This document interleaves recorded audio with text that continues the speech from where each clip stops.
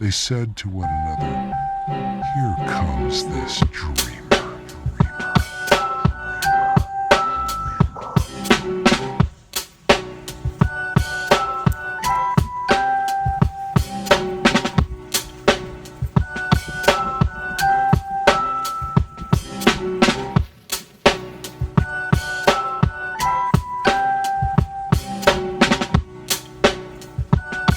Come now, let us kill him and throw him into one of the pit's pits, and we will see what will become of his dreams.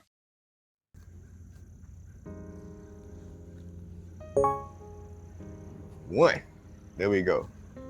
Yeah. Yeah, probably part three. Part three right here. Let's keep it at part 3. Hey, it's all good. It's all good. I don't want to bore your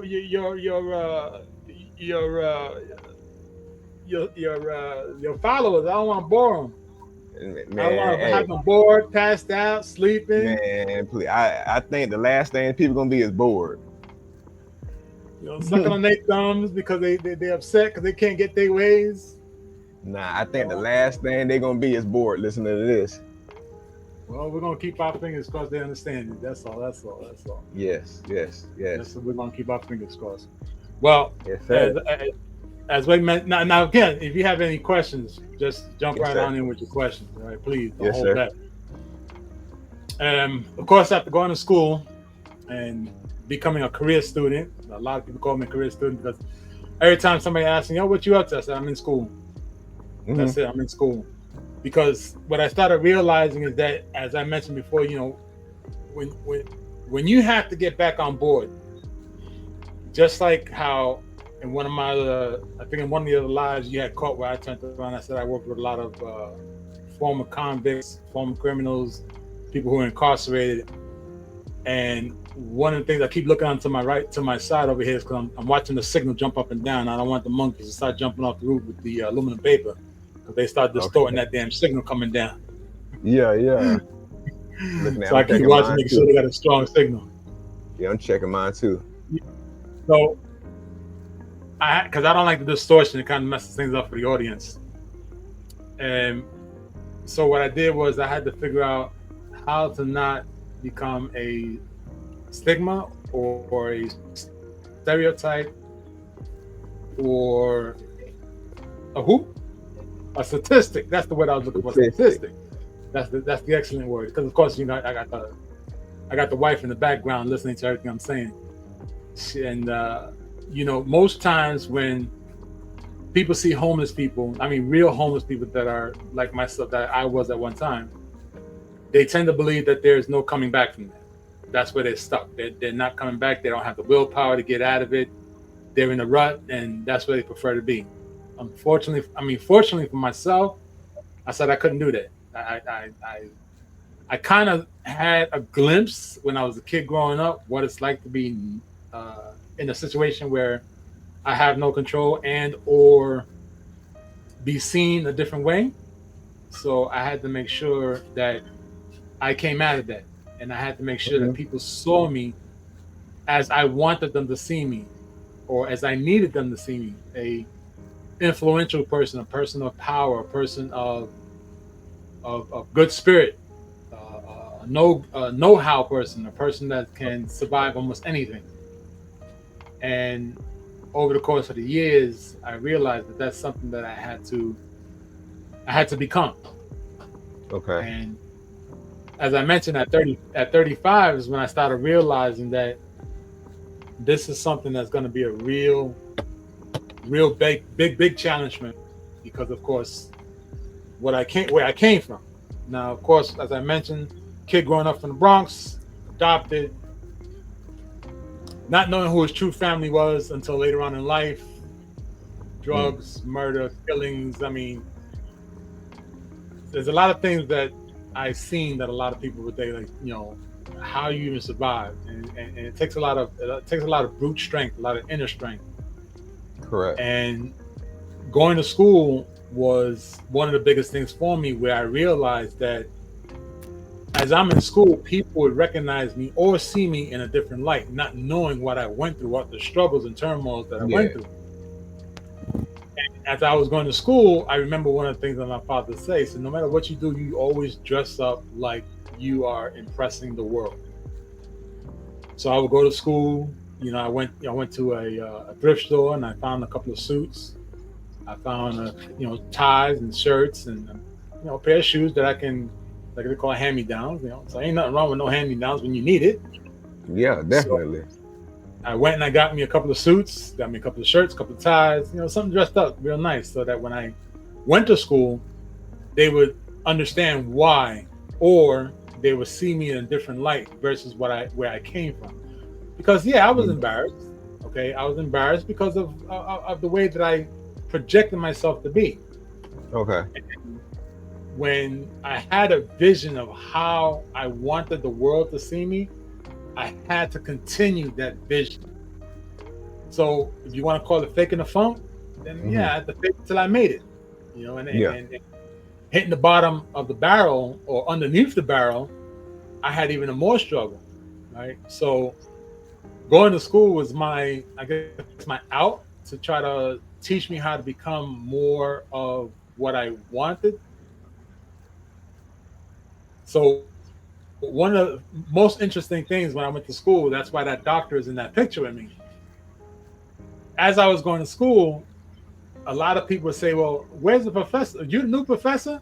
We didn't know we was getting a new professor because I'm coming in dressed up, shirt, tie, suit, satchel bag, my notes, my books in it.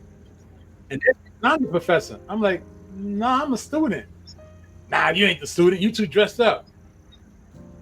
But you never thought of dress to success? Going to school and accomplishing school is a success story. Correct. That's what you have to be proud of yourself. The success. No. You got to be the professor. I'm like, no, I'm the professor. And they're not always sat in the back of the room. And what was interesting in how when the professor comes in, the professor's, oh, excuse me, Mr. Professor, my apologies. I must got the wrong room. And I'm sitting there like, Who are you talking? He's like, well, aren't you the professor for this class? I'm like, no, I'm a student. I'm waiting for the professor to come in. And then they always sat down, like, you sure you're the student? I'm like, what is wrong with you people that don't understand? Students can actually come dressed up. Yeah. Was it because of my age? Was it because of the way I spoke? I don't know. So I wasn't used to seeing it though. I always had that problem. Even down to that professor that you saw in the picture, Dr. Steven. When I took her class, she was teaching Latin history, right? Now, it was always funny because she's an Afrocentric female or woman, and not knocking her knowledge was good. Yet when she first met me, she also thought I was a professor. And I'm like, no, I'm a student. And she's like, you sure? And I'm like, yeah. She says, this some kind of joke? I said, no, it's not a joke. So of course, going to school and learning as much as I can, because of course I had to refresh my brain, because of course, let's not forget, I was in a coma. So being in a coma, the only thing I can remember is if I educate myself, I can get acclimated to the things that I'm missing out on. So that's where it came up to be a more interesting concept of how I had to get myself fixed mentally. Okay. And without knowing how other people think, the easiest way to do it is go to some place where people are taught to think something the same. Correct. You may have an opinion of it, yet let's not forget how many years ago they always said, this is the way to do it, this is how you come to the solution, and this is your answer. Mm-hmm. So I stuck with it. So now, am I choppy on your end? A little bit. All right, I told you them damn monkeys are trying to move that damn aluminum paper. They didn't want me to get that good signal. I'm gonna fix them. I'm gonna send the giraffe over there and fix it. It would tighten them right up. Absolutely.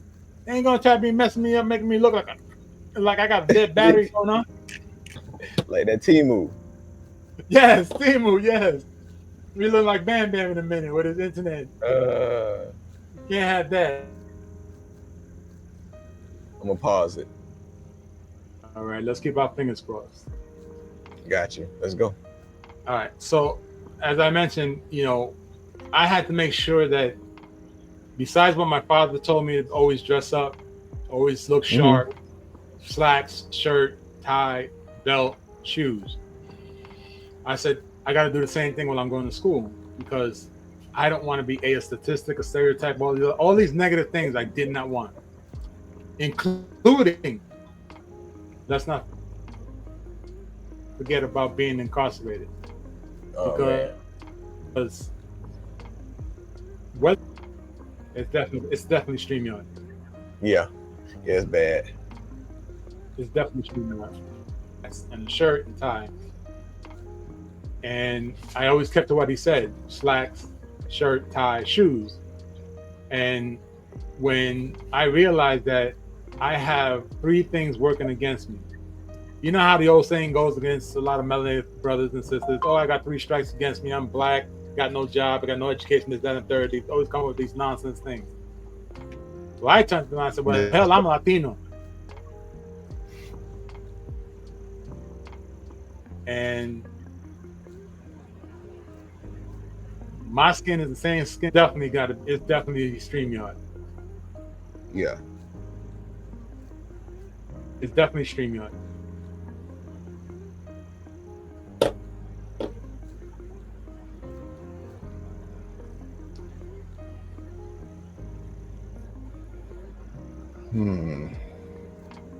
Definitely. What I did, I just cleared my cache just now, just in case. Hopefully that'll fix it a little bit. All right, let's. I'll wait till that screen comes up again. It says we are recording. I think we are right. All right. Hopefully, it seemed to be. I see you moving. That's feeling. All right, so we good. All right. There we go. So I'm just gonna piggyback again off what I mentioned before, just in case it got all choppy. So like my dad said, dress slacks, dress shirt, tie, shoes. Always look like you're going in for an interview. So, all right. So as I went to school, of course, I mentioned I stood the same way, and all the professors thought I was a professor. So with taking up all the courses I've taken, I realized one thing. As you're struggling in life, you have to get better at it. And with me losing so much memory, it was even more of a trouble to try to remember certain things. They even stuck me in remedial math, and I failed it whole stinking times. Right? And they were saying, well, it could be just the fact that you're not good with math. Until I turned around and told them, I said, yeah, well, unfortunately, I was in a coma for 2 months. So how much more you want me to remember? Yeah. I'm trying my best. When they heard that, they said, well, in that case, we need to stick you with a bunch of other people who can actually teach you how to do math again. And it's kind of embarrassing that you're in your late 20s, early 30s, and you're not able to do division, you're not able to do fractions. It's very embarrassing. Yet, I still turned around and said, you know what? I'm not going to let that beat me down. I've already been beaten to the worst I can be. So it's just time to get better. So fortunately, I wound up graduating with my bachelor's at a 3.5 at psychology. I wound up graduating with a bachelor's in culinary, 3.5.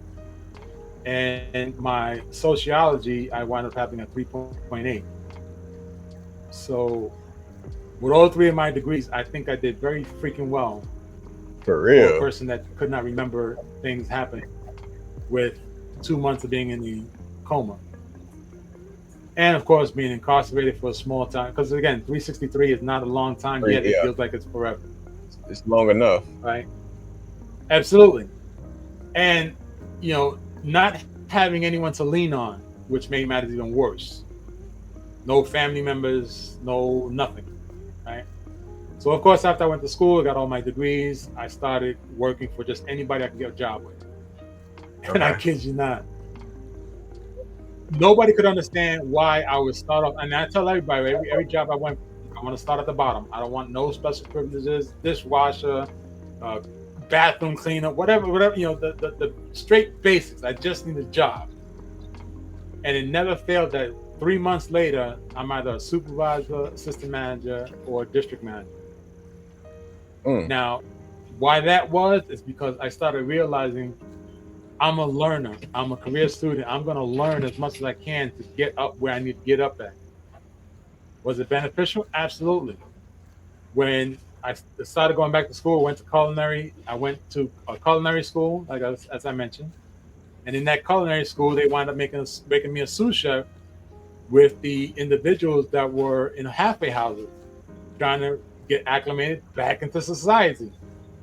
That was one of the things I was mentioning inside one of the lives, how I met a guy who was incarcerated, and I had to call his parole officer so that he can go back and finish off his time because he felt the need to steal.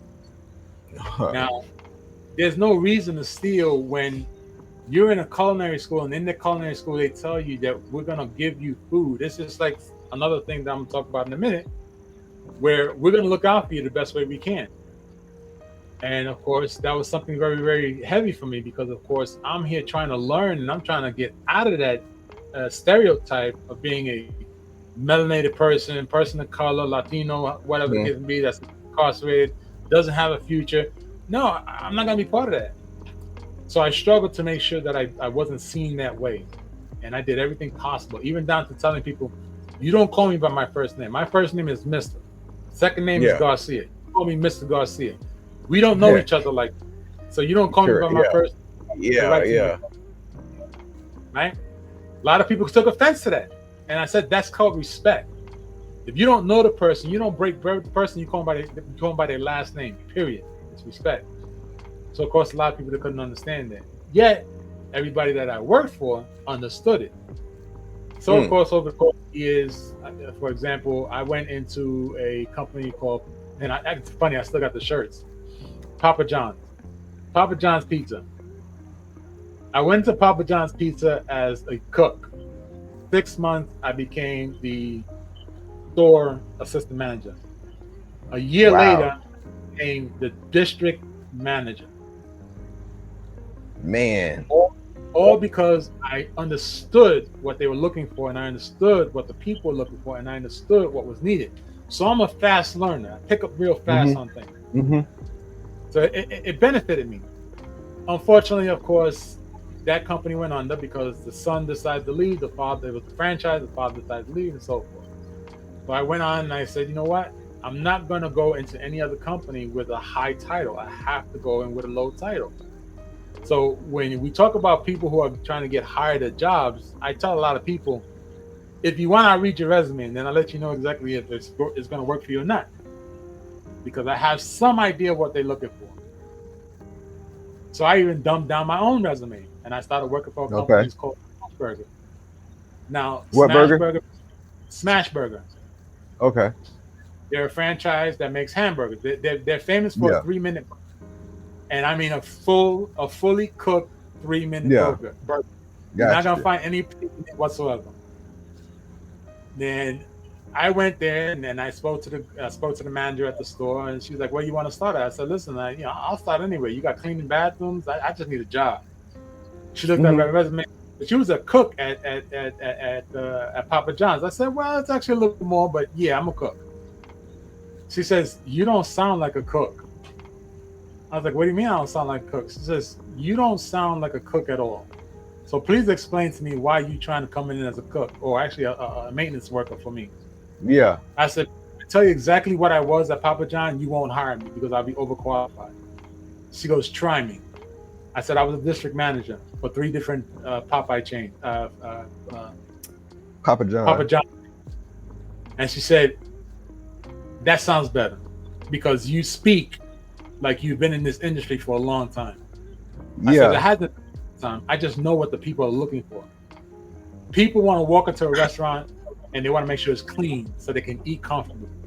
People want to make sure that it smells clean, not like ammonia, not like Clorox, that it smells clean. Yeah. People want to be serviced the right way. People want someone to treat them like royalty, whether or not they afforded it or not. But that's what they want. And they want their food when they want their food, because a lot of people have 30-minute breaks for lunch. So it's 10 minutes to get your food, 15 minutes to eat, and 10 minutes to digest. So if we don't understand that concept as employees, we can't get paid because the less people come in, the less money we make. Less money we make, the less hours we earn. She sat back and she was like this. It's been 2 hours now. I've never had a 2-hour interview with an employee, a future employee. I said, well, you asked me and I told you. Now, am I overqualified? Yeah. She goes, yeah, you are. I said, okay, well, I thank you for sitting here for 2 hours with me. She said, no. You're going to start on Monday. As what? What? She goes, you're going to start as my kitchen manager. I said, excuse me? I said, you already got a kitchen manager. No, we're moving him to store manager and you're going to be the kitchen manager. I said, okay. You know I have to learn everything. She says, I don't feel you're going to need that much teaching. And she was right. The owner of Smashburger came and he taught me exactly how to do everything. And I said, this is the way you want it? He says, I want it done exactly like this. And unfortunately, I call myself OCD antics or anal retention as the white person. So everything has to be in its right place. Mise en place. My wife is angry at me every time I tell her the same thing. I'm mise en place. And she's like, leave me alone. Everything has its place. And as long as you remember that everything has its place, everything is going to function very well. Correct. And then, of course, you have FIFO. 80% of the restaurant industry is going to refuse FIFO. First in, first out. People who buy food really like to know that the item that they're getting is not 10 days old. Honestly. If I saw that the meat was... First in, first out. Yep. When I used to see the hamburger meat turning brown, I used to throw it out. They got angry at me. Why are you throwing it out? I said, because if it's turning brown, that means it's oxidizing. If it's oxidizing, that means it's going to go bad faster. No matter how much you cook it, the taste is no longer there. The freshness is not no more. So we cannot afford to give a burger to someone that understands freshness behind a burger. Because even though it's cooked, they can taste that freshness. And if they're coming for the freshness, they're not going to come anymore. Right. So, of course, later on down the line, we got into a situation where I had to quit because, of course, money wasn't right. People were not doing what they do. And the owner turned around and said, Jay, you're just a little too loud for the kitchen. I said, well, if the people did what we need, I don't have to be loud. Bottom line, because people are coming in to service. I cannot put my name and your company on the line because we got employees who don't care. Correct. It doesn't work that way. We did not go to their house and knock on the door for them to come work for us. Yeah, absolutely. That's real. That's real. Therefore, they need to do what we need. Simplified. You get paid to do what we want. Yeah, but Jay, you got to be a little bit quieter because they can hear what you're saying. Well, hopefully, some of those people would understand. I care about them. I want their money. Their money is putting money in my pocket. So if they see that I care about their money, they may be more appreciative. So of course, things became very rocky. So I left, and I went to a company. And I'm not sure if I can mention it, but A to Z, where almost 99% of people purchase from. I went into that company. Vitamin company? Nah, it's the one with the smiley face with the letter A to Z. You get a whole lot of boxes of those. I know you do. If I see, wife telling me I know what it is. Shoot, yeah.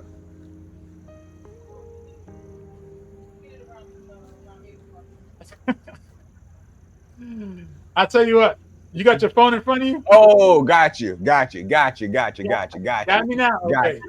The only reason why I say that is because sometimes companies go after people who mention them and try to them. Got you. Right? Okay. So the A to Z company, I walked in and I remember the girl. It was like a mass hiring. Right? There was like over 300 people trying to get hired. And I didn't even give my resume. The girl said, you don't have a resume? I said, nope. She said, you want a job? I said, yep. She goes, and you don't have a resume? I said, nope. She goes, why don't you have a resume? I said, because I've been a career student. I've been going to school most of my life. And I keep going to school. She turned around and said, okay, fine. So you want to be a sorter? I said, sure. She hired me on the spot. I met the supervisor. The supervisor walks and we started, showing me how to do things. And I was like, okay, well, isn't that going to hurt the both of us? I started talking about standard operating procedures. And he got a little upset. the area manager found out that I was talking about standard operating procedures. He said, "What do you know about standard operating procedures?" I said, "In a warehouse? Come on now, that's the most biggest thing. You know, if you care about your employees, you're gonna make sure that they don't get hurt. For real, because they get hurt, they're not gonna want to work. They don't want to Correct. work. You're gonna lose employees. You lose employees, the GM of the building is gonna be upset at you because now you're costing the company money to keep those people disabled out of work. It's gonna be a chain reaction. He looked at me, exactly. He looked at me. He says, "No, we got to talk. Come, let's go talk." I was like, "What we got to talk about?" He says, "Something's not right." I said, "Okay, fine. We went to talk." So he sat me down. The area manager sat me down with the manager and the GM of the building. Okay. The first question out of his mouth was, "I need to know, are you here by corporate to find out if we're following rules and regulations? Because you speaking in a language that nobody else speaks." Yeah. I said, "Why? Because I understand the rules?" "No, because of the way you're speaking. Because I understand the rules. Yeah. And I understand what I'm supposed to do." He's like, then he looked at the GM. He said, "Did you know we was gonna have somebody coming from corporate?" And I like, "Listen, you could paint in any which way you want. I'm not from corporate. I'm really not." The GM said, "All right, well, give us a couple of days." So they actually suspended me for 3 days. Funny story. When they called me back to come back to work, I said, "All right, so I'm gonna come back to work." I needed the job, so I need the money. So I came back to work. They said, "Okay, here's your new position." They gave me a vest. I said, What new position?" "You're a processing assistant." I said, "What's that?" "That's the assistant to the manager." Okay. Okay. So Okay. do I tell the supervisors what to do? He was like, "Yes." I was like, "Okay." I said, "Who do I work with?" He said, "You work with HR." I said, "Okay, no problem." So now I'm working alongside HR and I'm telling people what to do, and I'm working around the buildings. GM comes over to me. He says, "Are we gonna hit our mark today?" I said, "I guarantee we're gonna hit our mark." He goes, "What you mean you gonna guarantee it?" I said, "Yeah, I'm gonna guarantee it." He says, "How can you guarantee that?" I said, "Because my team and the employees that you hired, the misfits, are all working under me. So I'm a misfit, and we're gonna get the job done." And I had a team of 15 people that would bang out 37 trailers in 4 hours. Wow. Now we're talking 22 pallets per trailer. Yeah. Now I'm sure you know 37. exactly. Yeah. And we're talking about straight hand truck, forklift, and breaking down pallets to send them where they gotta go. Old school too. Old school. Exactly. Yep. So it's kind of funny because they used to say to me, "Well, how can how did you explain or teach the employees to do it?" It's all about functionality. You got 2 arms. Use the 2 arms. They saw me looking like an octopus throwing boxes behind me. And I got another guy catching boxes like snowballs. Yeah. You ain't got the forklift, empty it out the best way you can, old school, and get it done. It's a workout. It's exercise. That's all it is. Correct. So of course, several years later, or actually 3 years later, I said, "You know what? I want to move up." They said, "Nope, can't move up." "Yeah, I can't. You have a red flag in your file." Red flag. That's when I started finding out what they were writing inside people's files. And I said, "Okay, I want to see what's inside my file." When I seen it, this is when I found out about, and this is how you're going to remember, you're going to figure out who this is. They were writing people up for using the bathroom longer than 5 minutes. You were not allowed to use the bathroom more than 5 minutes. And you would get an actual red flag. Wow. But they don't tell you about that until you either ask for a raise or ask for a different position that you want to move up. So they keep it hidden from you. Yeah. Right? Which is incorrect. Yeah. Because if you don't know about it, how can you fix it? Correct. But because they were playing very, very much on the thin line between what is allowed and what is not allowed, they figured they can get away by keeping it in your folder or in your file. That's crazy. It's a fact. That's crazy. You Google it. you would see a lot of reports. And now I'm talking about not only in the United States. Okay. So I challenged it. I took it up to corporate and I challenged it. Corporate came back. They sent the letter to the GM. Within a week, I was terminated because I got corporate involved. Was I happy? Absolutely. Why? Because they made a mistake by letting me learn everything about them from the inside. So now, the intel. Exactly. So now you just created a monster. Mm-hmm. And again, I got no qualms about shedding no hairs off my tongue when it comes to companies. None. Correct. So of course, now let's not forget, as I mentioned, I dabbled a lot with incarcerated individuals.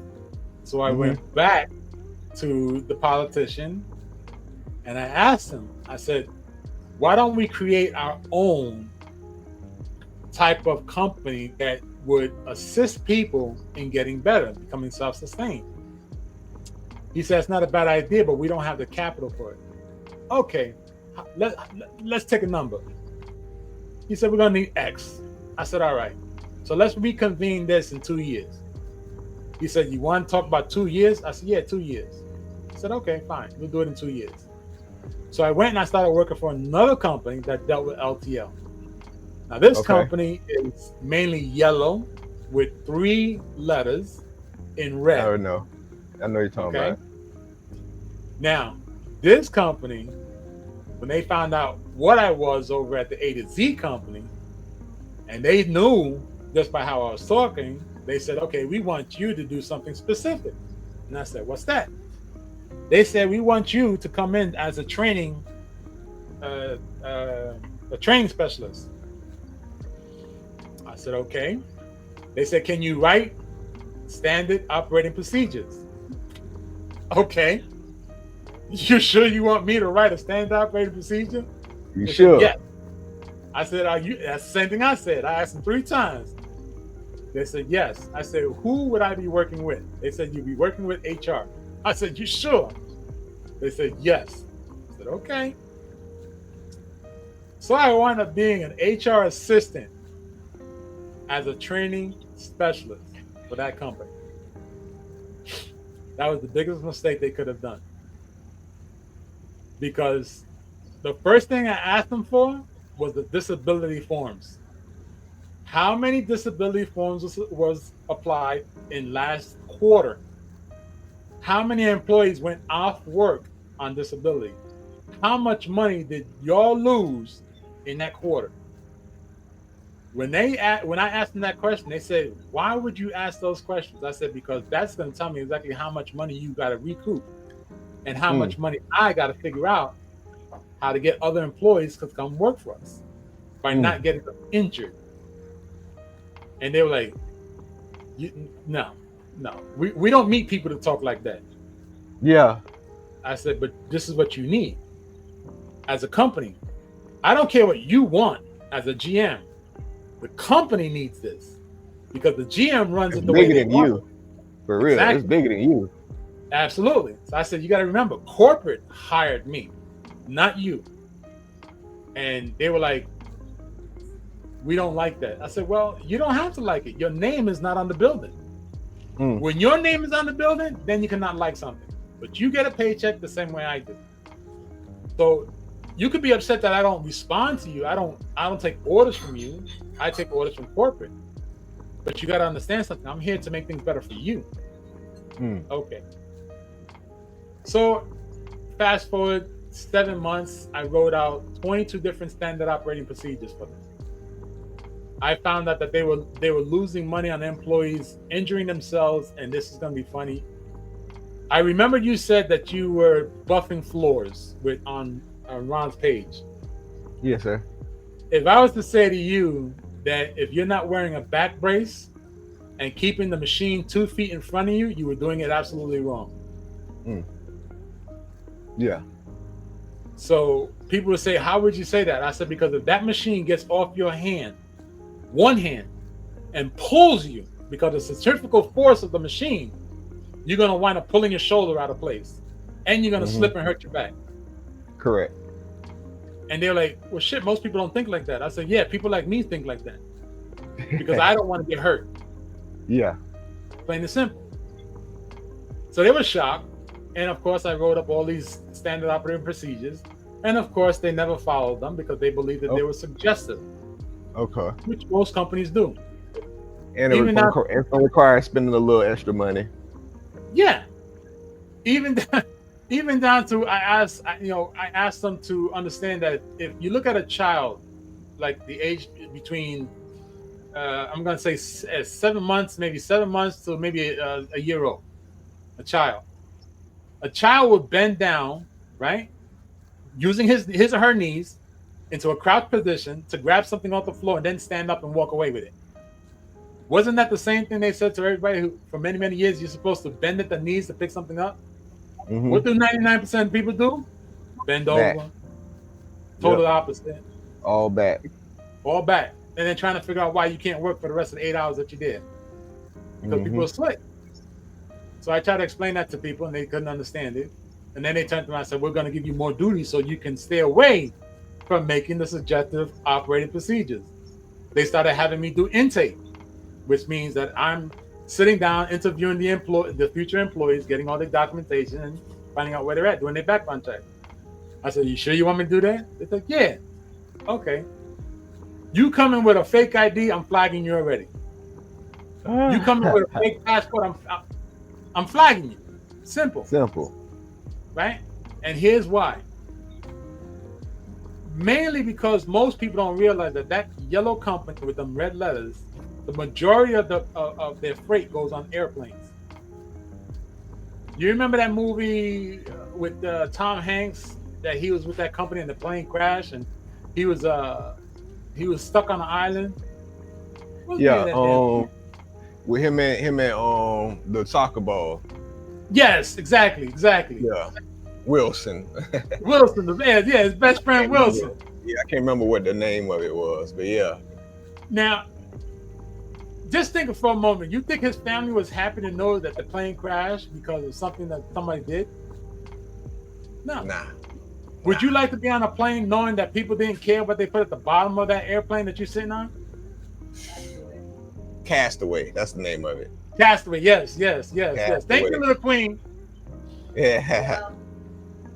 People get on planes and don't even know that underneath them are packages on commercial planes. I mean, regular passenger planes. There's commercial freight underneath them. It's not supposed to be that way. That freight is supposed to go on a commercial plane, not a passenger plane. But because they have to get it to some places, they put it on the plane. And they cut a lot of corners to get these packages on planes. That's why they came up with the concept of no batteries on planes. Because batteries blow up. Right? So when you talking to me, I'm like, okay, well, I'm concerned about the person that's sitting next to the child on the plane because they got packages underneath them. I want to make sure they get to where they're going. They got mad at me because I really was stringent about the packages coming on and off the planes. So they called the corporate and said he's a little too rough. He's a little too tough for things. He's not flexible. He's a little too extreme. Yes, he's too black. The proper term they used when they sent me the notification letter of my performance was, I'm too black and white. Yeah, by the books. I said, okay, so $500,000 to a person is not being black and white. That's being lazy, just because. Yep. So somebody else's life doesn't matter. All right. So fast forward. This is just to give you an idea of why I had to go back to school and become the way I became. A pain in the ass in layman's terms, because society has to learn. And with what I went through in life, I had to become the a-hole of everything that I experienced. And I was taking it out on everybody. Okay. Literally I was. I was taking out the anger that I had on everybody, employers, employment, employees. I even had it was a funny story. I had an employee, not that I had the employee, but I had a coworker that I was his supervisor. Actually, I was his manager. He turns around. He made a shirt. And I got his picture. I got a picture of it. I'm gonna see if I can pull up. Anyway, no, I'll send it to you so you can have a laugh. Okay. He had a shirt made that said, "Josie G, I got a big mouth and I know how to use it." Because I didn't care. Yeah. I was at I don't care mode. I didn't care about nothing. Why? Because I had to show I came out of nothing. Yeah. So I had a chip on my shoulder. Fast forward to when I started meeting my wife. That's when things really started to come down to earth. We have we'll leave that one for another time. When we met online. And no dating app. There's an oddity behind that. Okay. Yet it was amongst a bunch of other people talking smack amongst each other. Okay. And we took it offline one time, and we stood online, and we kept talking on the side. Okay. And we grew a liking to each other. Call it what you may. I know my wife has another term for it, which I'm sure she's going to tell me in about 30 seconds because she's listening. And we hit it off real well to the point where it was almost like childhood love. You're on the phone for 10 to 14 hours a day. Yeah. You know, things of that nature. Yeah. You hang up first. No, you do. No, you hang up first. No, you. I'm gonna sit here real quiet. Hang up. Right? It was just like that. Now we were doing this online. Okay. And we was doing it through a video channel that was called Uvu back in the day. OOVOO. That's how old it was, right? Man.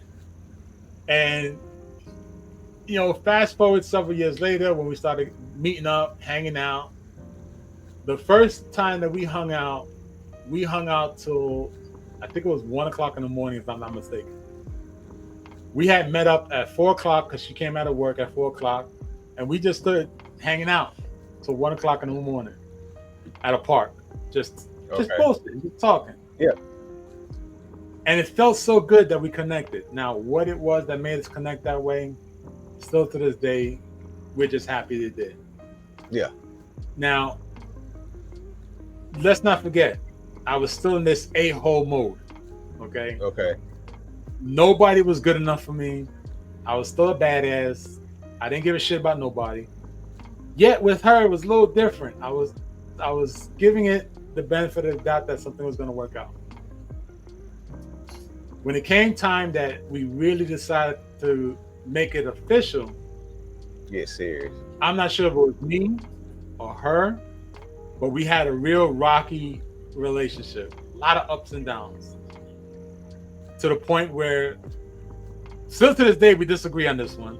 And I know she's listening because like she says, you got an Irish whisper. Everybody can hear me. Still to this day, one of the arguments that I remember most that we had was at 42nd Street, Midtown Manhattan. We were sitting on the green chairs inside Times Square. She gets up, she walks away, and I came storming right behind her in I thought it was a cookie shop, but she said it was a hamburger shop. And I made a big old scene, screaming, hollering, ranting and raving. And she gets up and she walks away. And I said, "You don't walk away from me. I don't want nobody walking away from me." Mm-hmm. And we carried it on for like 2 more days, I believe it was. Us going back and forth, arguing. And then I believe, if memory serves correct, as she tells me, we had a small little separation. Maybe a week, 2 weeks, whatever it came to be. And we fixed it up, we patched things up, and we worked it out. And we started more serious again.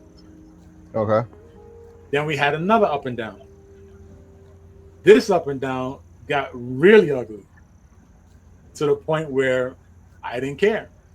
I really didn't give a squat. I said, "You go your way, I'm gonna go my way. Whatever happens, happens. We don't need to talk to each other no more." All of a sudden, this one night, it was a very stormy night. I mean, it was a bad storm, like hurricane storm. And I'm hearing, I'm like, what? Who the hell knocking on my door? Yeah. There she was, standing at the door. She said, we're going to talk. And we're going to fix this shit. Whether you want to or not, we're going to fix this. And I'm like, what the hell? Who is... Did she not learn from my stories? Or did she not listen? Like, where did I fall off the bone? Yeah. I mean, that spoke volume. Even though now she said, not now, but for several times she has said that I didn't understand why or didn't respect her for it. Yet I just said she's crazy. I said she's crazy. So she crazy, I'm crazy. We're gonna be crazy together. Real simple life. Yes, sir. So of course we still had, we had a lot of things. We had a lot of growing up to do. We had a lot of things to go through. Yet I found that with her, things made my life easier. And we kind of complemented each other. The ironic thing is that as we got older together and we started talking more with each other, we realized we actually lived in the same city during the same time frame, but never crossed paths. Wow. She used to live like a 10, maybe a 15-minute walk away from where I used to live at.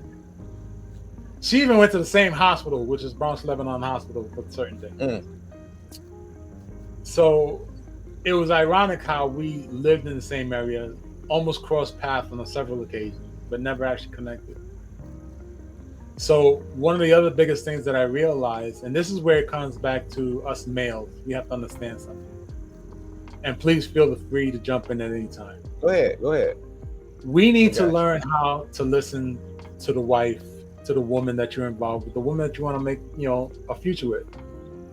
Because they see things that we don't see.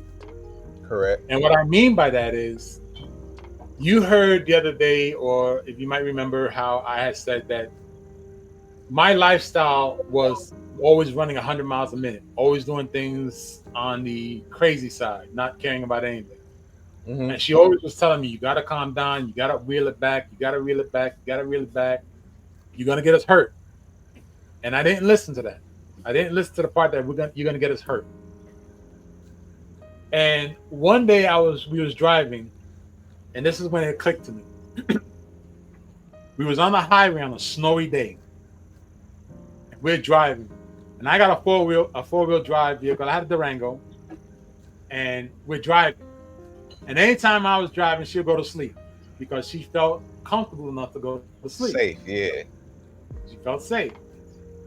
This one day, I hit an ice patch underneath the snow. And that damn Durango was going in every direction but straight. And we're on the highway, so I knew it was a point where if I hit the guardrail, we're going over and we're dropping a good 500, 600, 700, 800 feet. Yeah, sheesh. End of life situation.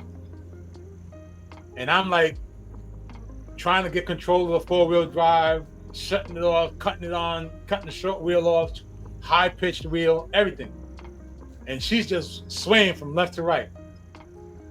And when I finally got it to be straight again, she opened one eye. And she looked at me, she said, I knew you was gonna get it under control, but don't let that shit happen again. Damn. I'm like, you were determined. You determined. I gotta get this bitch right. Yeah. Lord, don't let her wake up. See, I said, you saw all that? She says, I saw everything. But I knew and I felt that you was gonna make it do what you had to do to make sure I was safe. Mm-hmm. Because it came a point that even when she got in the car, because I had to send her to work sometimes, or we had to send her to work sometimes in an Uber. And I would come downstairs and I walk up to the driver and I'll tell the driver, you have precious cargo in your vehicle.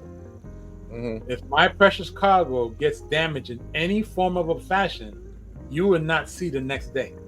Yeah. Period. Yeah. And she would tell me, you can't talk to people like that. Yes, I can. When it comes to you, yes, I can. I don't care about people. I really don't. Yeah. So she said, Yeah, babe, yeah. you cannot speak like that to people. People are going to take it the wrong way. I said, then let them take it the wrong way because it's the truth. I hear you. And it's just the way it is. Okay. And again, it goes back to my upbringing or my lot of how you want to put it.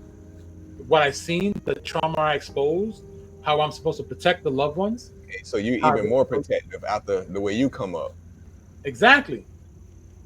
So what made matters worse was one day my sister passed, and it was terrible.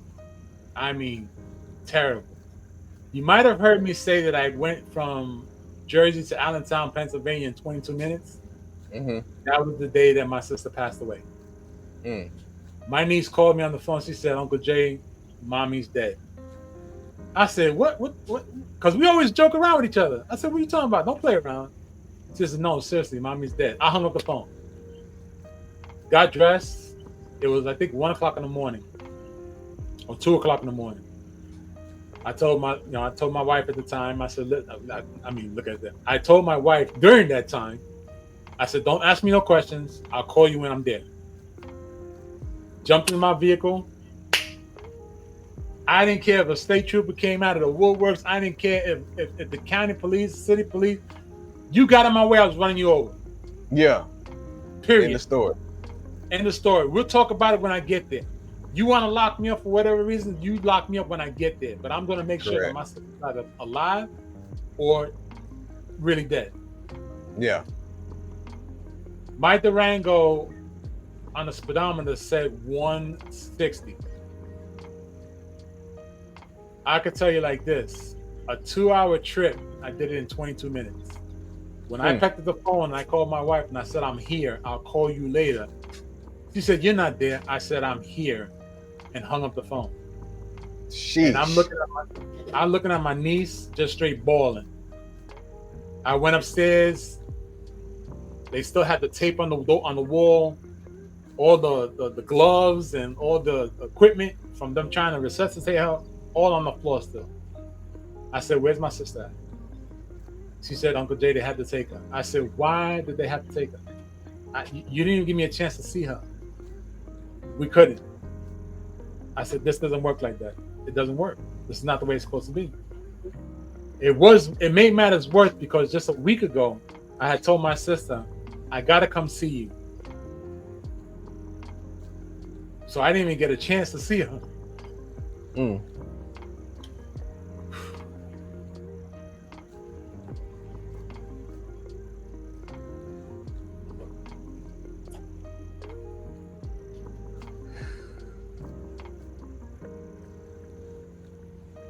So sometimes you're going to hear me say, hug your loved ones, kiss them on the forehead. Don't ever tell them bye. Tell them I'll see you later. Because if you ever feel the pain of a lost loved one that you didn't get to say bye, it hurts. Yeah, So it's still taking a long time for me to get over it. It was bad for a good 2 years for my sister's passing. And thankfully my wife was there. She helped me through it. Even today, she turned around and said, you sure you want to talk about your sister? Because you know how you get. And sometimes talking about it makes you feel better. Sometimes it don't. And I'm still working through it. And what makes matters worse, coming back to Victor and Jasmine, which is my niece. Victor was my stepbrother. You know, the wife and I, we had decided at one time we was going to try to do the Uber thing, the Uber Eats thing. We were delivering food and make a little extra money because we always believe in making passive income. And we was out and about, and it's a funny story because my wife was looking at me. She said, you shouldn't be saying them things out loud in public. People are going to lock you up for that. But I ain't care. My niece called me and she had said that she was having a problem with my sister's remains. Okay. And that her brother, Victor, was the cause of her death. I said, What do you mean Victor was the cause of her death? Like for real. You told me she just died. You didn't tell me why. Now, mind you, my sister wasn't at the greatest health. Yet, she wasn't that ill just for her to pass away like that. So I was still trying to figure out. My sister had several operations. She was diagnosed with cancer. She wasn't diagnosed with lung cancer. With all the smoking she done, she wasn't diagnosed with that. She was diagnosed with, or I think it was the ovary or ovarian cancer, something like that. Something in the extremities of a woman. She had a lot of operations. She couldn't walk straight because her knees locked up from her replacements. They just bonded together, and they never had that flexibility. So she was in a lot of pain. Now, my sister never told me she was in a lot of pain because, like I said to you before, and I mentioned before, she knew what black tar dope would do to a person, and she told me never to use drugs because we saw what the outcome was firsthand. Exactly. Come to find out, my sister was using dope. She was crushing pills. She was crushing her tramadol pills, taking dope, taking Oxycontin or oxycodone. She got heavy because she was masking the pain that she was going through from the car accident, yeah. And she never told anybody. Now, go ahead, ask a question. No, you good. You good. I ain't have no question. All right, I'm gonna see if I'm gonna try. This give me. I asked for 1 minute. You good? Because I want to share something with you guys. If I can get this thing to work.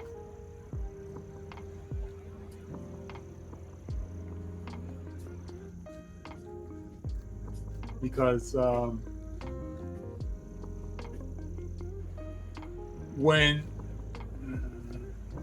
babe, do you know where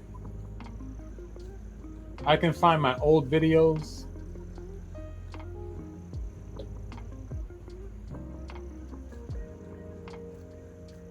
You know, like my video, my sister's video. You know, I had it in my.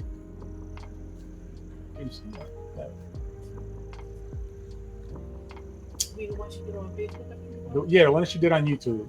Oh. I know I have it, but I just don't remember where I put it. And I want to show them. You know, I believe it was sent to, I think it was sent to you from Jasmine. It was, and I saved it. Maybe it's my down low. It should be a folder there that says save. Because I want you guys.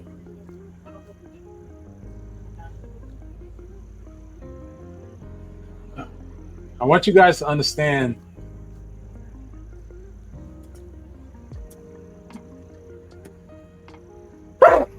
who my sister was. Did Jasmine keep her account active? And it never fails. Every time you look up something, you're not even find it. That's just the way it is.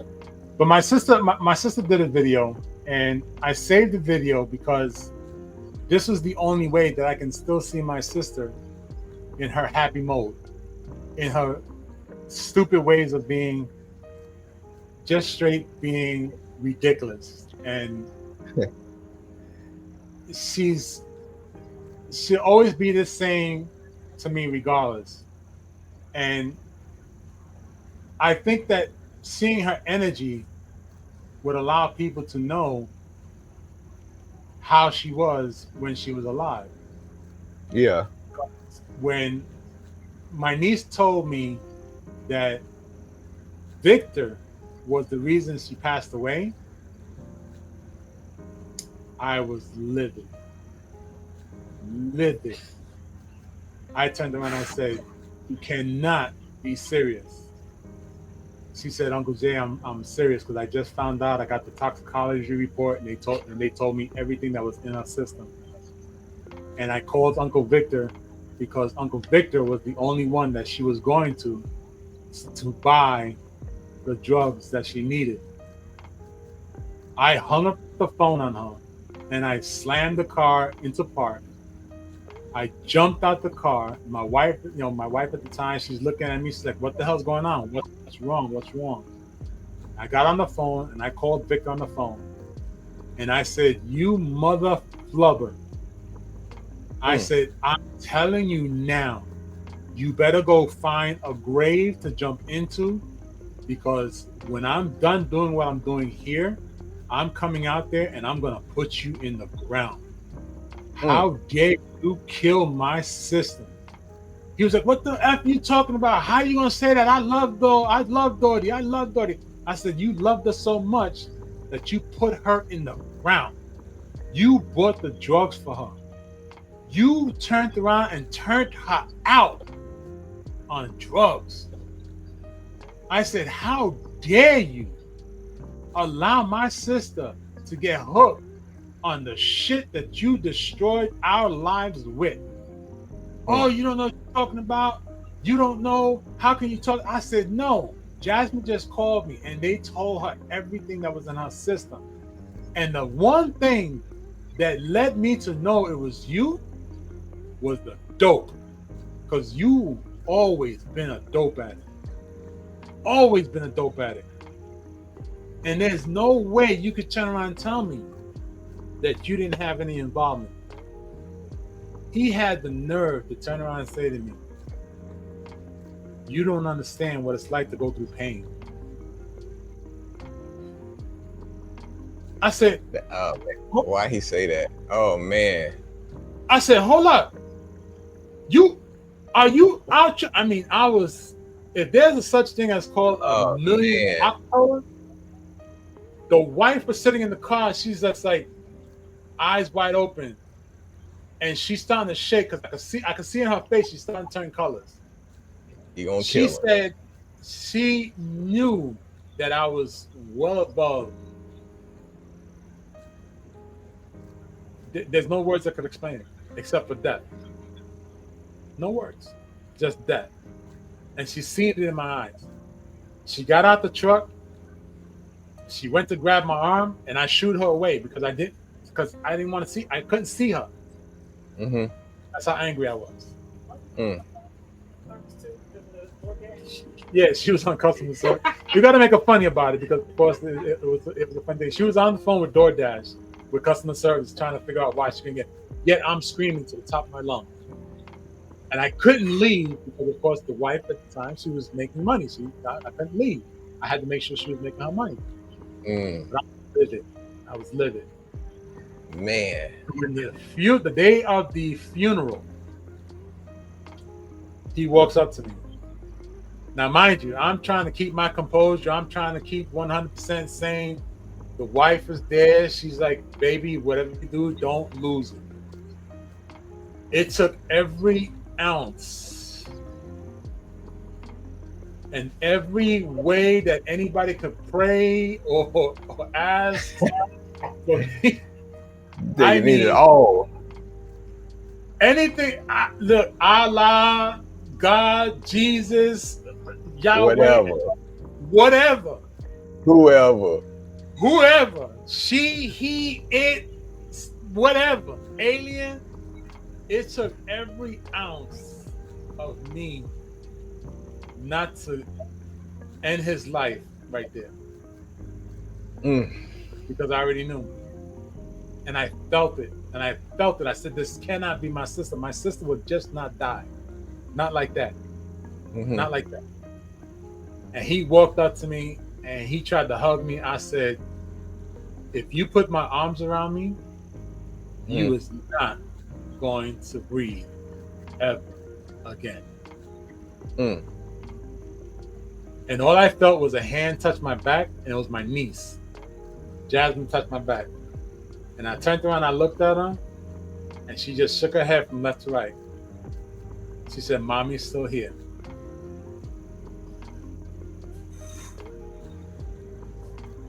Man.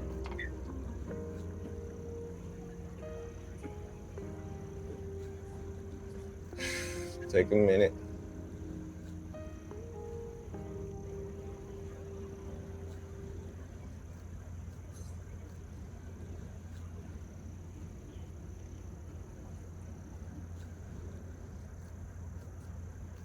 Take your time.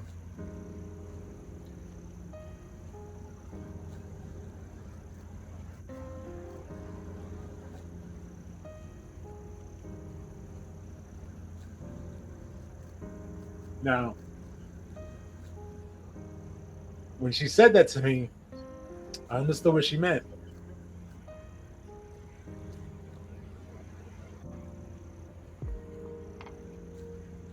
And the one thing I remember was the time that I put the knife to his throat and I told him to meet me at the park. And it was my sister that saved his life then. And he stood in front of me and he said, Jay, you just don't understand.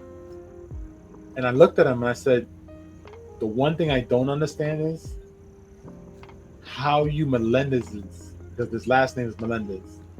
Okay. How is it that you Melendez family always feel the need to take the life out of someone else for your own greed? He said, no, that's not what it is. I said, listen, you're a dope addict. You will always be a dope addict. So just like your mother told you once before, birds of a feather will flock together. So you went and you got my sister high on dope so you can get high on dope too. He said, I don't use dope no more. I said, you're a liar. You're a liar. You've always been a liar. Ever since I knew you, you was a liar. So how do you expect me to believe you now that you're not a liar? Mm-hmm. You're going to turn around and tell me you didn't get my sister hooked on dope? You're going to turn around and tell me you didn't show my sister how to freebase? You're not going to tell me that you were the one that showed how to crush an oxycodone pill and shoot it up? You're not the one that's going to turn around and tell me that you didn't teach her how to hide the injection points? Come on. This coming from you. You want me to believe this? Oh, little brother. So don't call me your brother because I'm not your brother. I'm not. You and I are different people. But you killed my sister. And you're going to pay for it. Somehow, some way, you're going to pay for killing my sister. I don't know how, or rather, I do know what I want to do.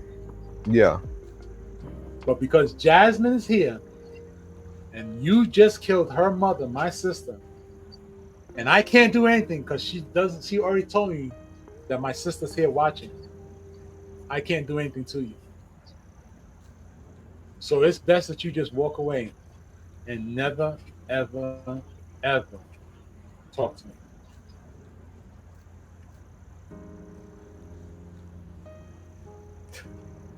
No one can really understand the pain of losing someone who you truly, truly will give your heart to, if need be. And we came from different ends of the spectrum. We weren't even family. Yet I would do life with my sister. The same way I told my niece, the same way I told my wife. I don't care about my life no more as long as you're safe. I don't care. I really don't. People would say that I'm crazy. People would say that I shouldn't think like that. Even our counselor that we spoke to, because of course we went to counseling, marriage counseling. Okay. She said that I had to let go of things. I said, this is something I can't let go of. She said, but you got to, because all it's really doing is really hurting you and it's holding you back. Chamberlain, go potty. Go potty. And my wife told me the same thing for many, many months and many, many years. She said, babe, you got to let it go. It's only affecting you. I said, I can't let it go. That's anger that I don't know how to release.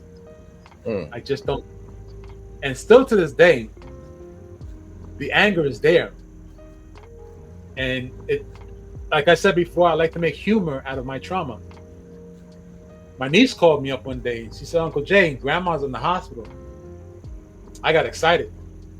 I said, what you mean grandma's in the hospital? Oh, they saying she might not make it. Oh, really? Okay, I'll be right there. Jumped in my car and I drove 65 miles an hour to Pennsylvania. Because she told me that Maria Melendez was on the verge of dying. Yeah. The wife is in the back singing, ding dong, the witch is dead, the witch is dead, the witch is dead. I'm sitting in the car. Just wait. Wow. Okay, exactly. Yeah. My niece, I get to the hospital. Jasmine's, my niece, she says she's still alive. I said, damn. That it must be true. Demons don't die. She said, Uncle Jay, why would you say that about abuela? I said, because your abuela is a demon. She said, no, she's not. I said, yes, she is. She's a demon. She's the devil's spawn. She is the child of the devil. Uncle Jay, why you say that?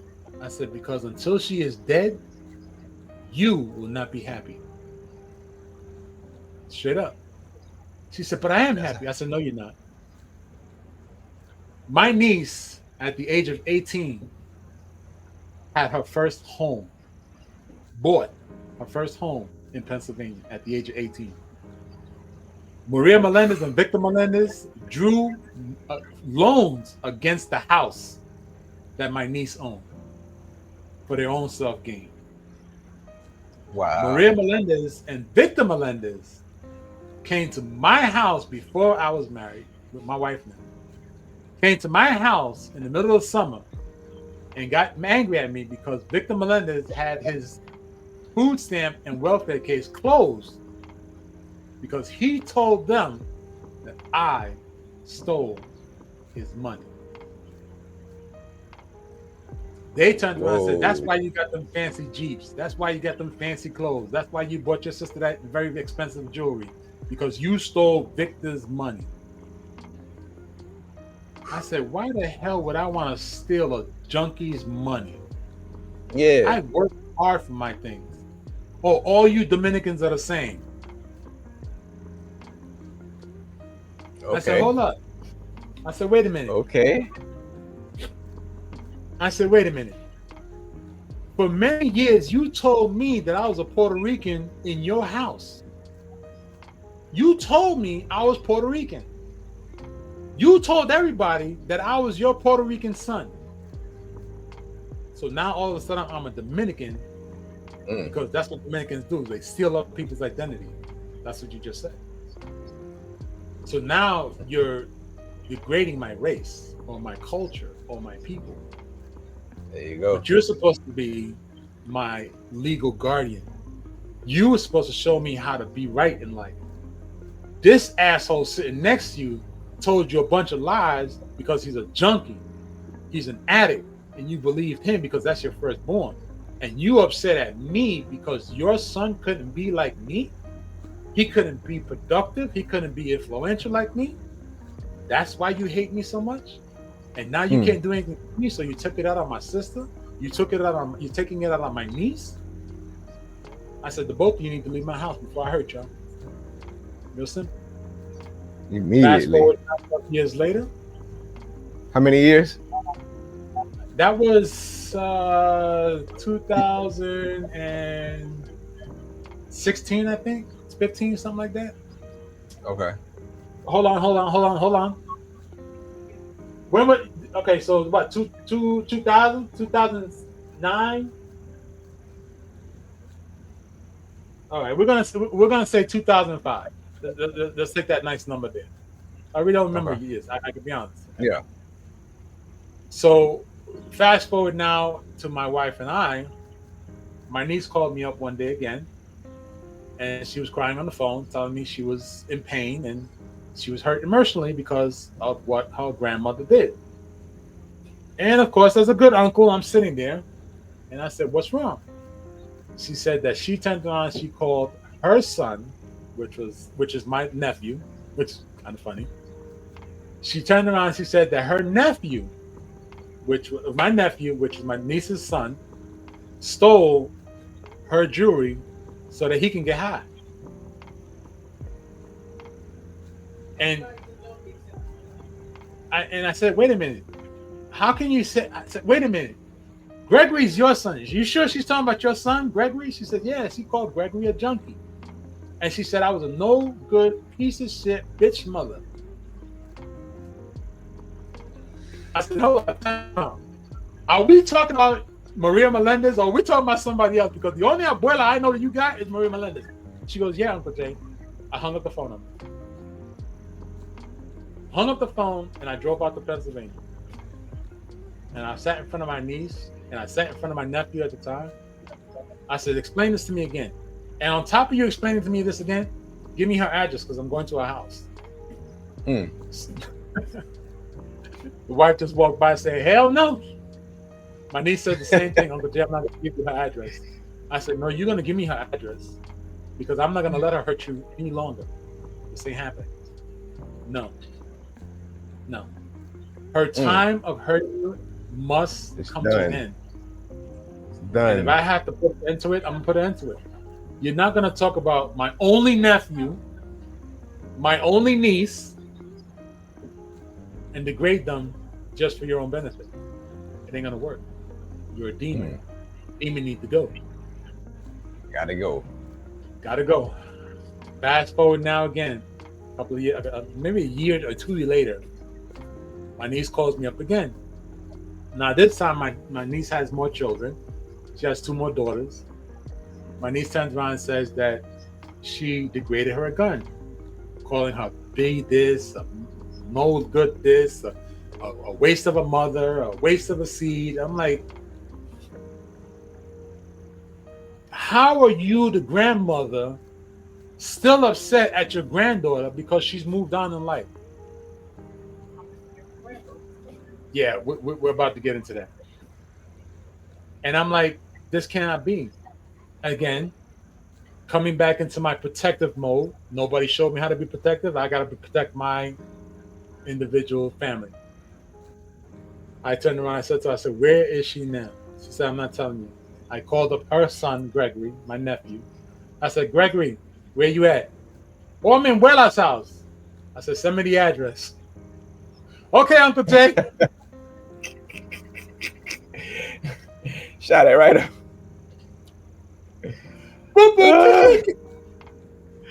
I said, I'm going to come see you. I'm on the way. I'm on my way. Don't go nowhere.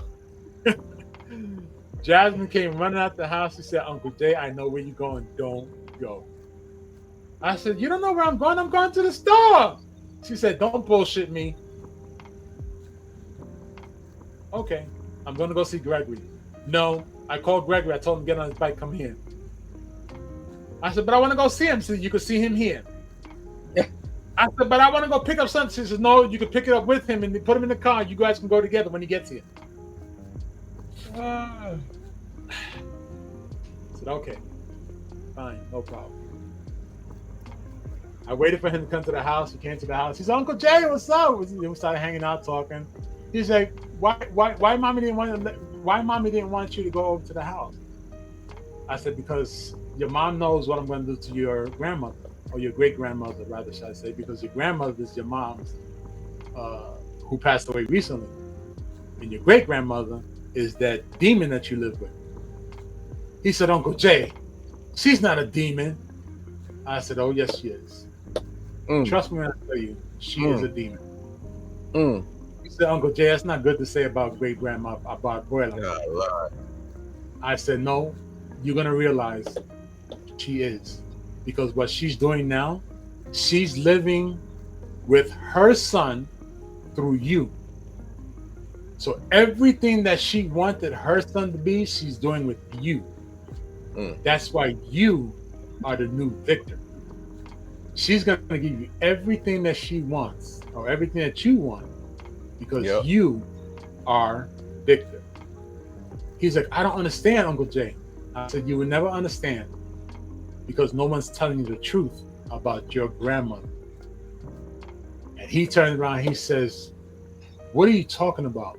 So I had to break it down to him. And when I told him everything, you talk about someone who just freaked out. He freaked out. Had never heard any of it. He never heard anything. They kept it all hush hush.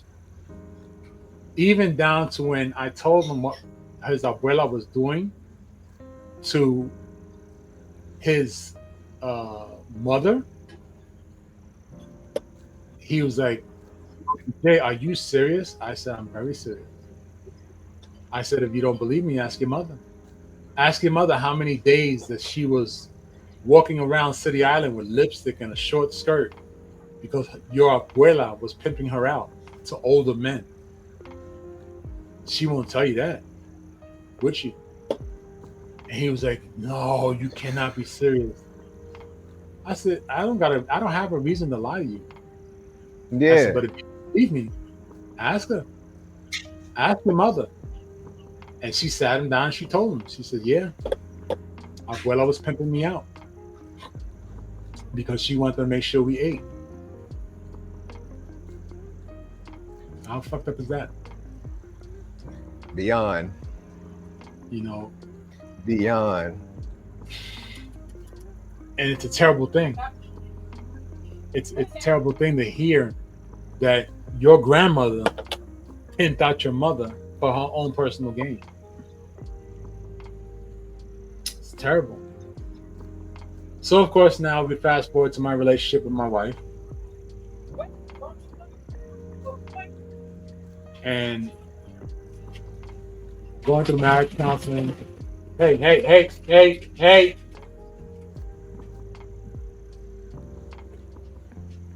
Going through marriage counseling because we had a lot of rocky situations, ups and downs.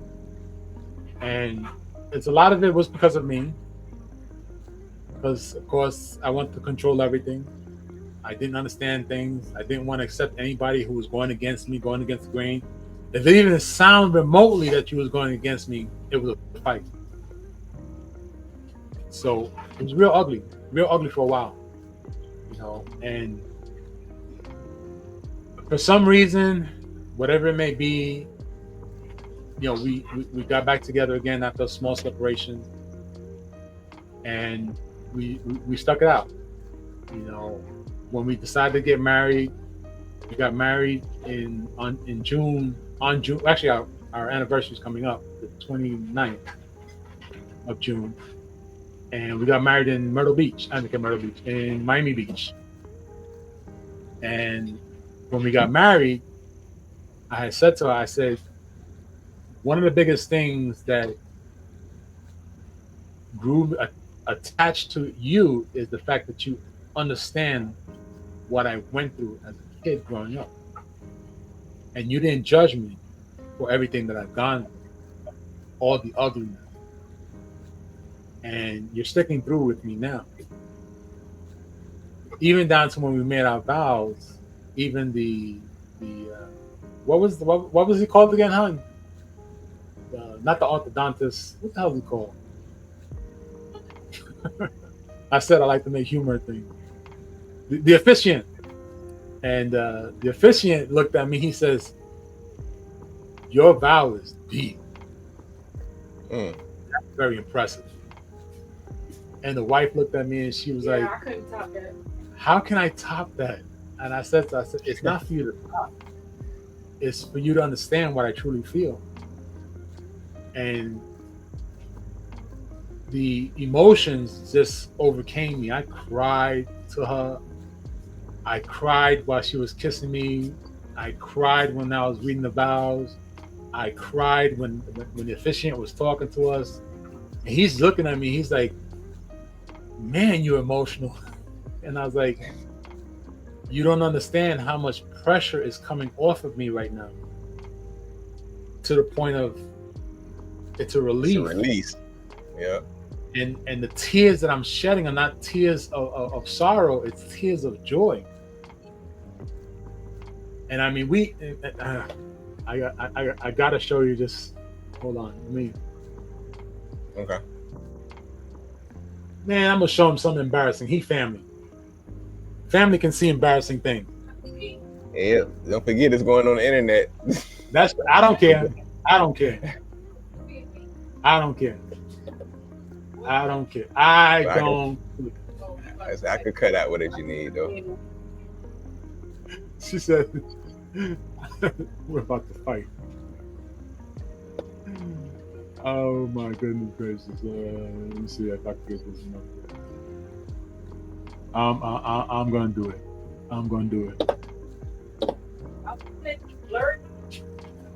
Out the picture said blurred out. I got you. I will.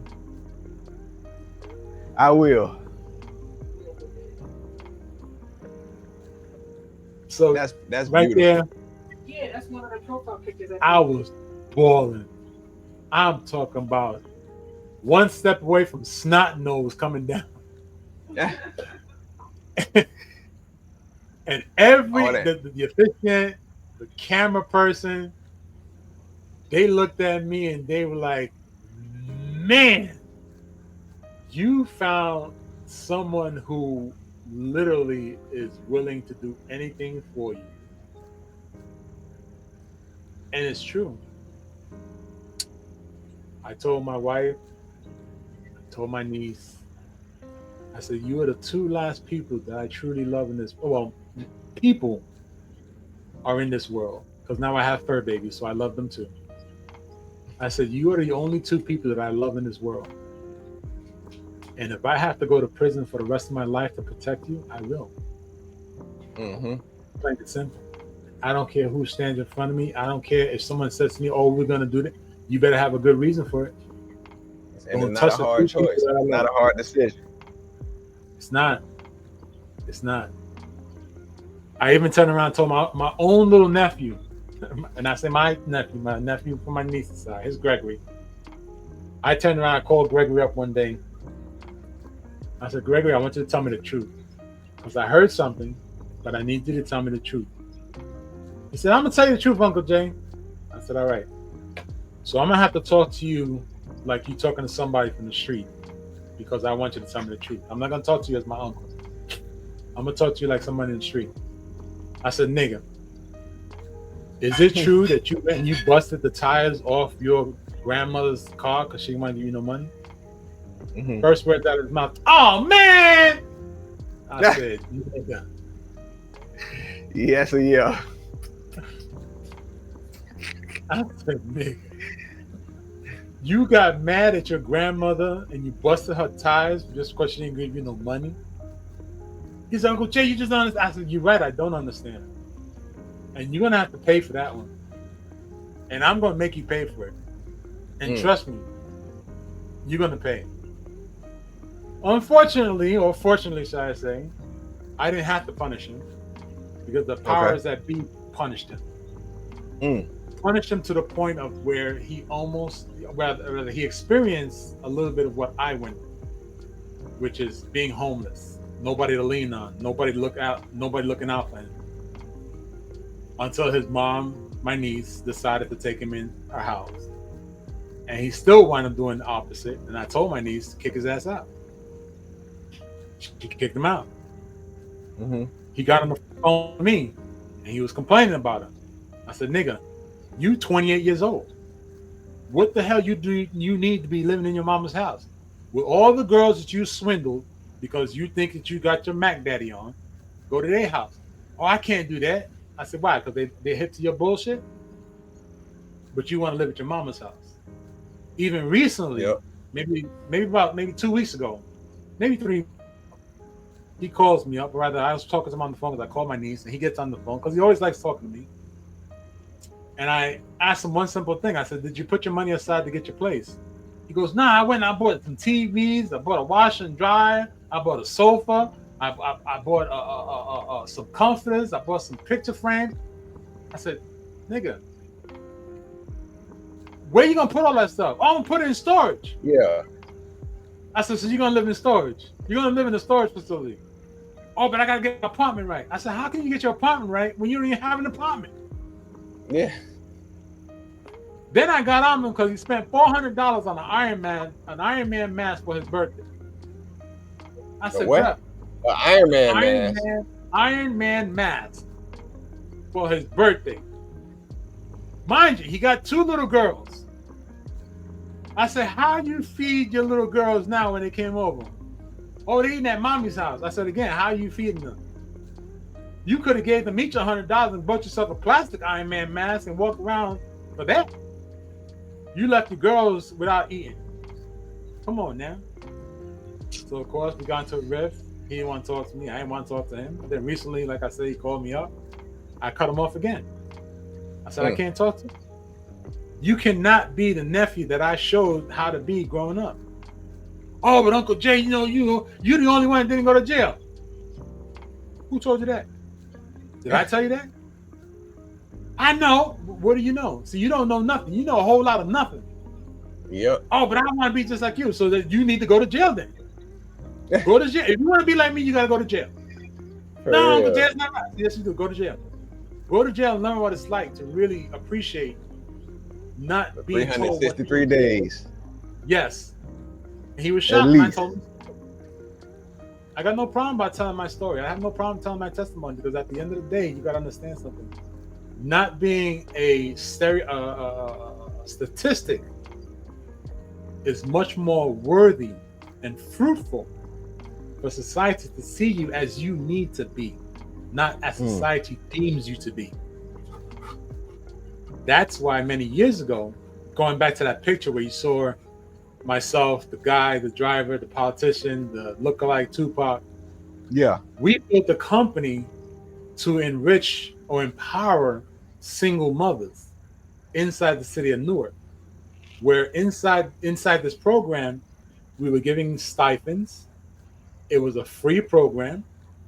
We had babysitting care or daycare, whatever they call that, inside the school.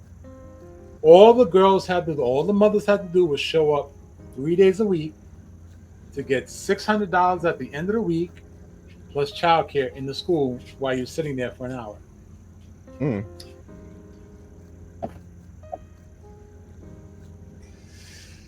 10 girls. 10 girls showed up in the largest city in the state of New Jersey. 10. Most underdeprived people in the city of Newark. So then now fast forward now, and I'm like, I don't want to teach people how to become self-sufficient. I can't. They don't want to appreciate that. People don't want to become self-sufficient. People don't want to learn how to have businesses. Yet, I have my wife. Wife wants her own business. My wife wants to learn how to be self-sufficient. She has her beautiful ideas, and I could just only add to it. Because, of course, we see things differently. Time, age, whatever it may be. That's why I'm so proud of her now. Correct. Of how successful she has become. Even down to speaking in public. Because she didn't want to speak in public before. Now it's the complete opposite. It's almost like I can't get her to be quiet long enough. Right? Which is a good thing. The journey. Yes, it's a journey. So, to try to bring this to a close now, with everything that I experienced in life, turmoil, trauma, the ugliness, the rock bottom of the bottom of the barrel underneath the barrel. So sit down here with you, to have your wife sitting in the background listening, other people listening. You can never say that you can't. Absolutely. If you say you can't, it's because you have no willpower. Because again, I've had businesses before. I've hung with the best of the best. I've hung out with many people. I've gone places where people still want to say they want to get to. And still, I want to teach people how to become successful. I prefer to teach people how to be successful, not for the gain of society, but for their own gain. Yep. Because when you feel successful, nothing can stop you with whatever you want to do. When my wife created the company T2B, top to bottom, I always told her, and I still tell her still to this day, you are the product of top to bottom. The things you make are an extension of you. And it took a while, and she embraced it. Now she embraces it even more because of the success that she has. When we went on the shelf and had our in-store grand opening, I was upset, very upset, that I could not participate with her because of our fur babies. Because they don't like being away from us. They have attachment issues. So I Okay. had to stick with them most of the time. And I was angry that I couldn't be there to enjoy watching her bloom the way she bloomed. And to see my wife. But just see it as We saw it. We Yeah. saw it, and I needed we it. saw I it, needed and it was a special moment for all of us, because like I say, we are family. You feel me? Y'all really feel like family. I know this may sound crazy to people who don't understand what community is. You know what I mean? But we was there. It's like I promise you, it's like we were there. It's like we were Yeah. there. Same way, it's like you right here. Me and you having a conversation. And so people, if you know, you know. People don't understand what, and that's another thing. What I say, what I appreciate about YouTube. YouTube has grown to be something way more than I thought it was. I came on for YouTube for one thing. I knew I was searching for purpose. You feel me? I think I had, all of my journeys in life, but I'm receiving a lot more. Like right now, like you can't make this up. You can't make this up. And we just yesterday, after me and you talked, I got on the live and I was there. It's like I was there. My wife was on the live. It's like it's a community thing. It was a special moment. Maybe because we care, because I could get on certain people's YouTubes and then just like I'm watching another content creator. That was different. That was different. It felt like family. We were so excited for you guys and happy for you guys. And to see the joy on y'all faces, it was wonderful. I'm talking about from the pop-ups, all that. We're on this journey with y'all. We appreciate that, and I'm so proud of my wife. It's disgusting, and the reason why I cry is because I reflect on all the bad things I've done to her, and all the shit that I put her through, and for her to allow me to still be in this journey with her, I'm proud of her, because even as I did all this stupid shit, she still allowed me to be there to watch her grow and be successful. And the funny thing about it is that even as she's staring at me, just so y'all know, and I don't care that she's staring at me, because this is, like they say, this is truth. And it was just weeks ago, maybe 3 months, maybe 2 months ago, she has said to me, she says, honey, I gotta think big. I gotta think big, because if I don't think big, it's not gonna happen. And I sat there and I said, hon, but you gotta slow down just a little bit. Bring the horses to the front of the cart first. Bring one horse to the front at least. Just to slow down a little bit. And she says, no, but I gotta think like that. I said, I know you gotta think like that. And I believe it. I believe it's gonna happen. Just slow down just a little bit, because I don't want to rush it and not be ready for it. I want us to be ready for it. And she understood it. She slowed down.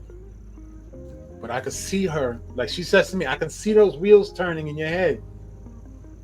And I saw her emotions, and I see her fluttering. And the one thing I do not want, and I said do not, I do not want for her is that when she gets emotional, she gets scared. Yeah, pressure. And if she gets scared, she doesn't want to venture out to doing something, because she believes it's not going to be successful. And I'm the opposite. The more scared I get, the more successful I know I'm going to become, because I get scared and it fuels me to become better.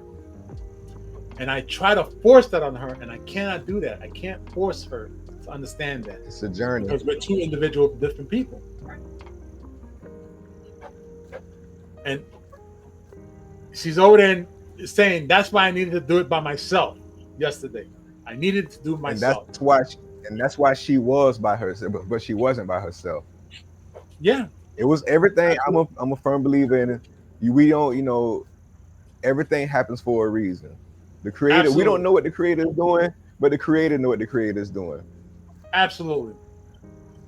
Now, mind you, I didn't leave her alone most of the time. I stopped. I stepped in a few times, check on her, and I stood close by because if she needed me, I needed to be there. Because I would not ever feel comfortable the day that my wife turns around and says to me ever again, because she said it to me before, and I fucked up. I own up to it. I fucked up majorly. She has said to me, "I needed you, and you weren't there." And all those times of me fucking up to those that I love that I wasn't there just hit me like a sack of rocks. And I can't do that anymore. Mm-hmm. So now I'm at a point where I have to make sure that I'm there for her at every given time. Yeah, we may not agree to a lot of things, but I still have to be there. Right? And for me, I get where you come from. That's a privilege. Yeah. It's a privilege. Yeah, it is. And one other thing before we close out, I ask you, as my new little nephew, do not be ashamed to have a doctor check you out. Because I have prostate cancer. And if you know anything about PSA levels, they say the norm is between 1 and 10. There's a few oddities now and then. Not my most recent, the one right before this one that I took was at 14.5, which that throws everybody into mass hysteria like something is majorly wrong. Okay? So I ask you humbly, as a brother of color, please do not feel ashamed to go to your doctor and ask your doctor to check you out internally, completely. It's a silent killer and it's very aggressive. You don't know, you can have it one day and the next thing you know, it's eating your life inside out. Okay? The same thing with little knees being in the back. Please get checked out. Cancer is the silent demon that none of you deserve. That don't discriminate. It doesn't. It's like a bullet. It has no name. It has no color. It doesn't see none of that. It just wants to take. So please get checked out. Don't feel embarrassed. Even if you don't tell nobody else about it, but tell yourselves and keep yourselves aware of what's happening internally. The other reason why I say that is because when I told my daughters about it, because of course we know medically that cancer tends to carry on to other genes in the family. So I told my daughters about it and I said, y'all just need to know in the event. No pee-boo from them whatsoever. They didn't care. I'm not going to care. The wife now, when she found out that my PSA level went to 14.5, she went into an uproar. And she said, you go tell your doctor we need to find out more. I said, maybe like he said, it's up and down. I don't care. He does not live with you. I live with you. I love you. I care for you. I got to be here for you, and I need you here with me. What do you think I did? I called my doctor, and I said, set me up for an MRI. Earliest available, get it done. We're not waiting. Had me go do an MRI. Found out that, I have organs in my body that are oversized, which leads to more possibilities that it can spread faster because I have oversized organs. My heart is oversized. My lung is oversized. My kidneys are oversized. My stomach is oversized. My liver is oversized. My prostate is oversized. Everything is above the norm. So even down to my cancer, even as it's now, I want to say regulated because they're watching it, my PSA levels are going to go up and down. on a major roller coaster. So my last PSA came back down to a 10. 4.5 points is a major milestone. Yet I'm still in the danger zone. And I ask you to be very careful and get yourself checked out because you never know. Okay. Yeah. That's all I could only ask. I cannot force you. Correct. I can only ask that you understand this. Because if you sit and I ask you to understand, like I told myself and I told somebody else the same thing, would you be comfortable knowing that someone is taking advantage of the one that you love because you're not there?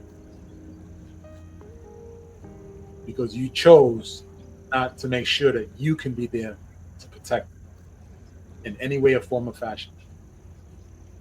So if you feel that you're a protector, you feel that you're a provider, then just make sure that you're okay. You don't have to be 100%, but just strong enough to protect the ones you love most. Because when your time comes, we all know tomorrow's not promised to anyone. Any second of the day could be your last second. Yes, sir. So why not make sure that all those seconds that you have to protect the ones you love most and hold dear to your heart, you're there for them.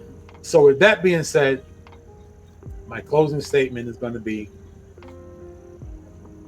don't tell someone you understand if you don't walk in their shoes. Don't tell someone you love them if you're really not truly, really ready to die for them. Don't tell anyone that you're going to look out for them when you're really not going to look out for them. And don't abuse anyone's time for your own selfish gain. Because in all honesty, you will have to pay the piper. And me having prostate cancer may just be the reason why I'm paying the piper at a slow pace, because of all the dirt that I have done. And understand that I'm not here to change your life. I'm here just to add something to your brain and to your thought, to drop a seed on how to better your life. Because at the end of the day, we all can still learn, regardless how old we are. So hug the ones that are close to you, kiss them on their foreheads. Don't ever tell your loved one bye. Tell them I'll see you later. No matter how much they nag on you, no matter how much of a pain in the ass they are to you, or vice versa, tell them you see them later. Because when you say bye and they go, that hurt can never leave. Because you never had a chance to say the last true words that you wanted to say to that person.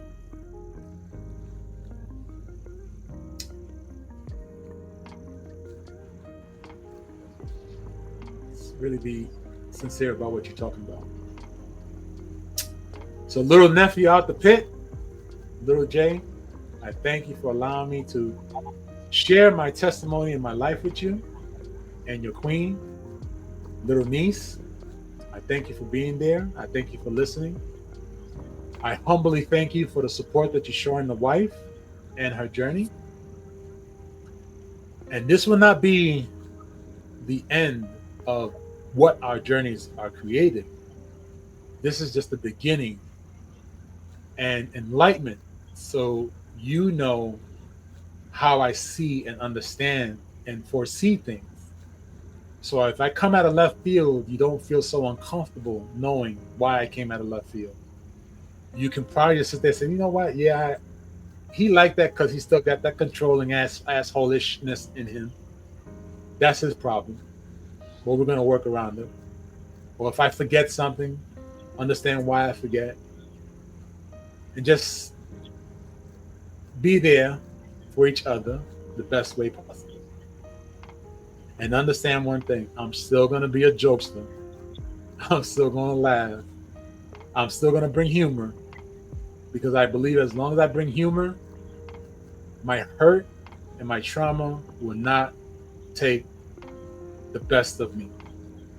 I think I still have a lot more to go. And I want to share with as many people as I can.